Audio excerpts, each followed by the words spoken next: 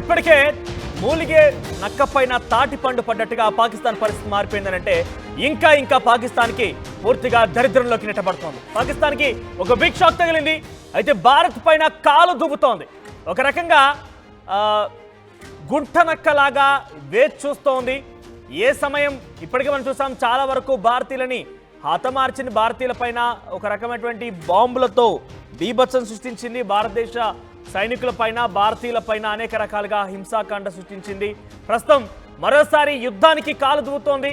ఇదొక రకంగా చెప్పాలంటే పులిని చూసి నక్కవాత పెట్టుకున్నట్టుగా భారతదేశాన్ని చూసి, భారతదేశ సైన్యాన్ని చూసి మేమేమో చేస్తాం, మేము పెద్దగా పొడి చేస్తామన్నట్టుగా పాకిస్తాన్ వీళ్ళూరుతోంది. కానీ ఆ స్థాయిలో మాత్రం వారికి అంత ధైర్యం సరిపోవడం లేదు.